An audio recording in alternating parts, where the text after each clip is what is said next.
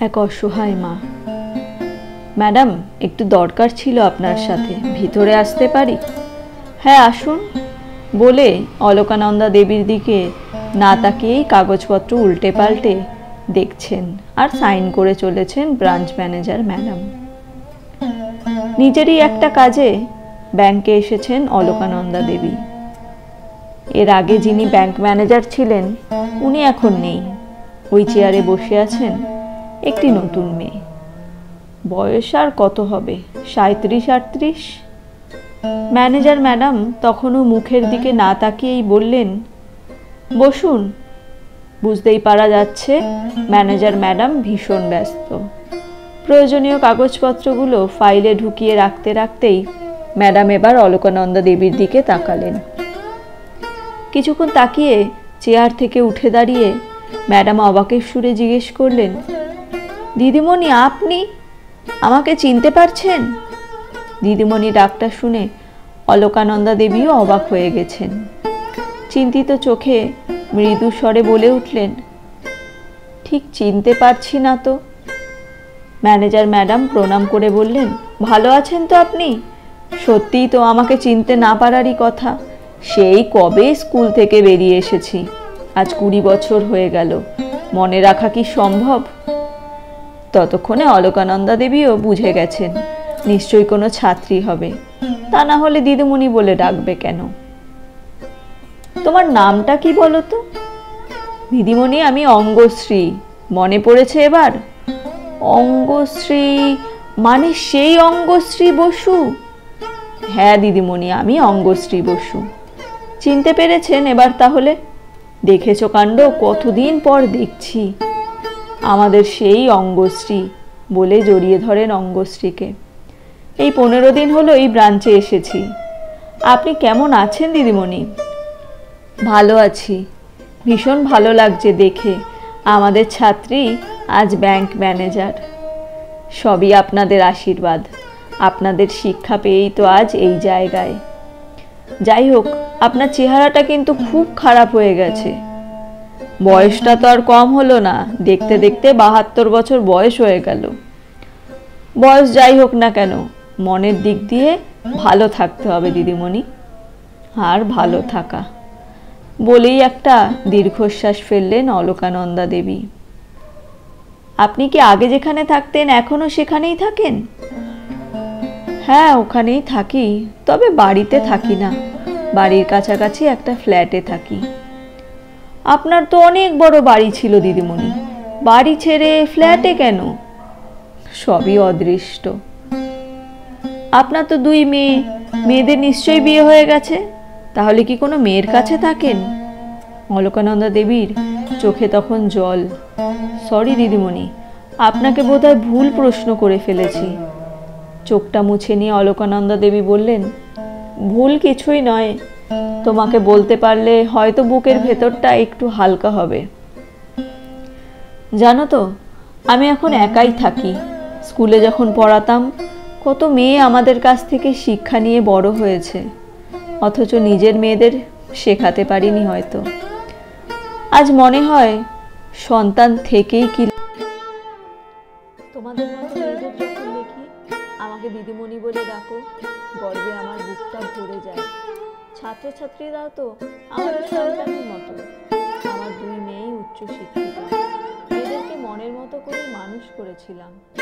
এখন 2 মেয়েই চাকরি করে, কিন্তু আমার খোঁজ খবর ওরা রাখে না। আর রাখবেই বা কেন? মায়ের সাথে তো সব দরকার মিটে গেছে। অতিরিক্ত লোভ মানুষকে বড় অমানুষ করে তোলে। আজ নিজের সন্তানের কথা ভাবলে কষ্ট হয়। নিজেকে প্রশ্ন করি, আমি কি সঠিক শিক্ষা ওদের দিতে পারিনি? কত বড় অট্টালিকা আমার, ওই বাড়ি ছিল আমার কাছে মন্দির। সেই মন্দির ছেড়ে আমি একটা 1 কামরার ফ্ল্যাটে জীবন কাটাচ্ছি। এর থেকে কষ্টের আর কি কিছু হতে পারে? তুমি বলো অঙ্গশ্রী।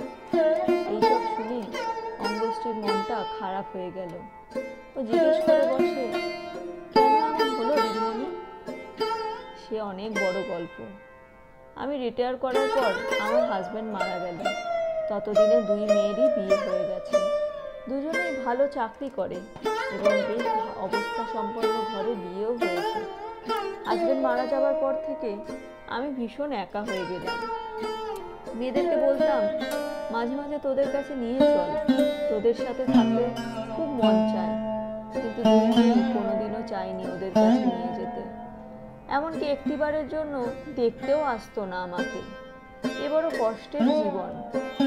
এভাবেই দিন কাটছিল। তারপর হঠাৎ একদিন ওই মেয়ে এসে হাজির। আমাকে বলল, মা, তোমাকে আর এ বাড়িতে এত কষ্ট করে থাকতে হবে না, এখান থেকে চলো, আমাদের দুজনের কাছে থাকবে কিছুদিন করে। তোমার বয়স হচ্ছে, এভাবে একা থাকাটা ঠিক না। ওদের কথা মতো আমিও চলে যাই ওদের বাড়িতে। ওদের আদর আপ্যায়নে আমি তো হাতে চাঁদ পাই। বয়সকালে নিজের সন্তানদের কাছে থাকতে পারার যে অনুভূতি, সেটা কোটি মণিমাণিক্য দিয়েও কেনা যায় না। তারপর একদিন আমার বড় মা অমৃতা আমাকে বলল, মা, তুমি যখন আমাদের কাছে চলে এসেছো, তোমাকে আর ওখানে ফিরে যেতে দেব না। ছোট মেয়ে অর্পিতা বলেছিল, এই শেষ বয়সটা তুমি আমাদের কাছে কাটিয়ে দাও। ওই বাড়িতে ফিরে আর কি করবে তুমি? ওই বাড়ি বিক্রি করে দাও। শুনে বললাম, বাড়িটা বিক্রি করে দেব? আমার কত সাধের বাড়ি, ওটা আমার স্বপ্ন। তোর বাবা ওই বাড়িটার নাম দিয়েছিল স্বপ্নতরী। ওই বাড়িতে কত স্মৃতি লুকিয়ে আছে আমাদের। তোদের বাবার সব স্মৃতি মুছে যাবে তাহলে। ওখানে তুমি একা একা থাকবে কি করে? আর এখানে তুমি যে আনন্দে আছো, ওখানে সেই আনন্দ পাবে। তাছাড়া আমরা মেয়ে হয়ে তোমাকে ওখানে একা থাকতে বা দেই কি করে? এখানে তোমার নাতি নাতনি, মেয়ে জামাই, এত সুখ ছেড়ে বাড়িটাই তোমার কাছে বড় হলো। তারপর ছোট মেয়ে এসে একই কথা বোঝাতে লাগলো। একটা সময় মনে হতে লাগলো, ওরা তো ঠিকই বলেছে। একদিন মেয়েদের কথা মতো আমার স্বপ্নের বাড়িটা বিক্রি হয়ে গেল। কথাগুলো বলেই অলকানন্দা দেবী থেমে গিয়েছিল কিছুক্ষণের জন্য। তারপর যা হবার তাই হলো। কি একটা যেন কথা আছে, নোটে গাছটি মুড়লো, আমার গল্প ফুরলো। টাকার লোভ মেয়েরা সামলাতে পারল না। সামান্য কিছু টাকা দিয়ে আমাকে একটা এক কামরার ফ্ল্যাট কিনে দিয়ে আমাকে সেখানে রেখে চলে গেল। আর বাকি টাকা নিজেরা দুজনে সমান ভাগে ভাগ করে নিল। সেই থেকে আমি একাই থাকি। এ তো সাংঘাতিক ব্যাপার দিদিমণি, আমি তো বিশ্বাসই করতে পারছি না। হ্যাঁ, নিজের মেয়েরাই এসব করেছে আমার সাথে। এর থেকে লজ্জার কি হতে পারে? চারদিকে শুনি অনেক ছেলেরা বাবা মাকে দেখে না। আজ মনে হয় আমার যদি একটা ছেলে থাকতো, আমাকে না দেখলেও বাড়িটা অন্তত বিক্রি করে দিত না। চোখের সামনে আমার স্বপ্ন বিক্রি হয়ে গেল দুই মেয়ের লোভের জন্য। আজ নিজের স্বপ্নতরীটা যখন অন্য লোকের বাড়ি বলে দেখি, তখন বুকটা ফেটে যায়। আমার জীবনে এটা যে কত বড় কষ্টের, সেটা বলে বোঝানোর ভাষা নেই।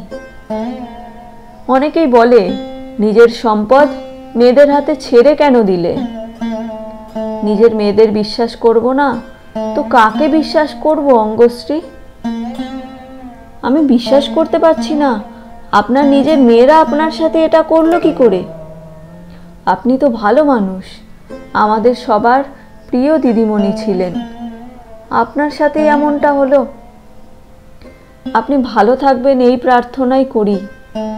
যাক, আপনি কি দরকারে এসেছিলেন সেটা বলুন।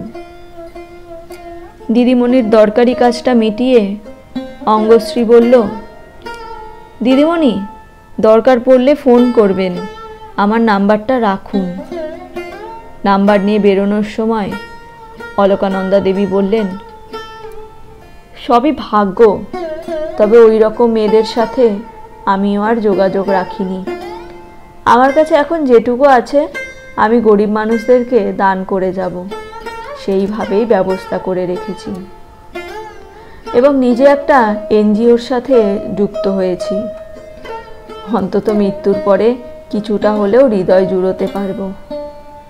ভালো লেগে থাকলে একটি লাইক করবেন, চ্যানেলটি সাবস্ক্রাইব করবেন। ধন্যবাদ।